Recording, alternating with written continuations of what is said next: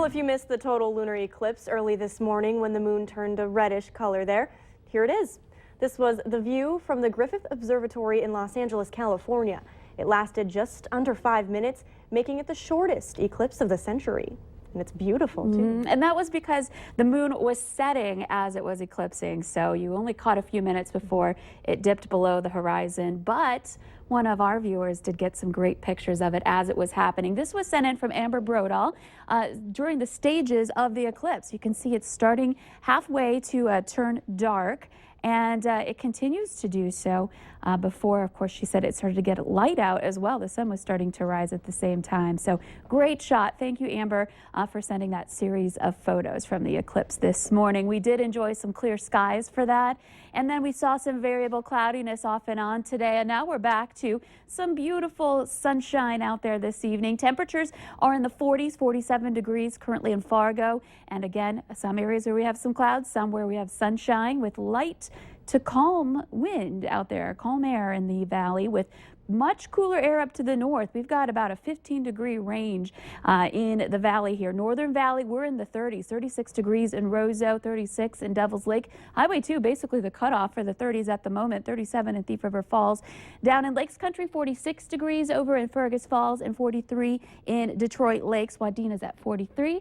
And 50 right now in Oaks, so much warmer air down to the south. So there's a transition between some cool and warm air, and oftentimes when we're in that transition zone, we see chances for precipitation, and that is coming up this week. Here's a look at our wind speeds. Very light and variable. Winds anywhere from non-existent up to about 15 miles per hour in the Devil's Lake Basin. And radar showing some returns here, but we're really not seeing much of anything. You may have a couple of sprinkles under a couple of these areas of rain, but otherwise it's looking rather quiet out there for tonight. We'll continue to see some pretty quiet conditions through the evening hours. By 10 o'clock, we'll be back into the 30s across much of the area, 35 degrees at 10 in Fargo. And then by tomorrow morning, another disturbance tries to work its way in for the Easter holiday, 5 a.m. 28 degrees in Fargo, 22 in Grand Forks. If you're heading out for a sunrise service, we can expect to see mainly quiet conditions, but it may be on the cloudy side in the Southern Valley. Northern Valley, you have a better chance for seeing that sunrise through the morning hours. Tomorrow at 9 o'clock, we'll be enjoying some sunshine there and some cool temperatures, some low 20s in the north. Where we have the clouds roll in a little faster, temperatures are going to be a little bit warmer, some upper 20s to some low 30s by 9 a.m.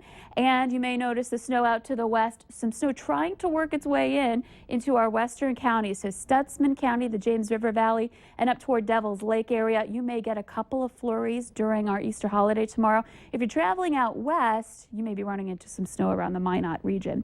By noon, temperatures are going to be back into the 30s and 40s. So throughout the morning, if you're heading out to services or have an Easter egg hunt, even throughout the afternoon as well, you're going to need your coat. It's not going to be very warm out there tomorrow, with the wind starting to pick up as well, gusting into the 20s by the afternoon. We'll show you that here by 3 p.m. Temperatures only in the 30s in the far north, Southern Valley into the low to mid 40s, and right in between we have that chance for, again, a couple of areas of snowflakes.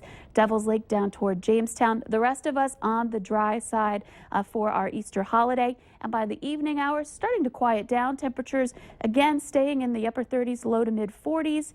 And a few peaks of sunshine off and on through our holiday. By later tomorrow night, dipping back below the freezing mark in a lot of places, especially up in the north. So it was a great morning for the lunar eclipse. For tomorrow, expect to see a little bit on the cloudier side for your Easter Sunday, at least in the morning and into the early afternoon. Some sunshine, though, for some of us. And then for Monday, our next system rolls in. We're kind of entering this active pattern. The model's not really handling this time of the year very well as far as storm systems are concerned, but it still looks like there's a good chance for some precipitation, especially in the Southern Valley, Monday and into Tuesday. And then we warm up, but for the end of the week, another system threatens us to bring some rain, but temperatures, as you can see on the 7-day, are on the upward trend throughout the week. So a good thing, at least. Yeah, and you know, our Easter Sunday looks better. It looked like we might see some more snow for tomorrow. Now it's better at just a couple of places out west that may get that. All right. Thank you so much, Lisa. You bet.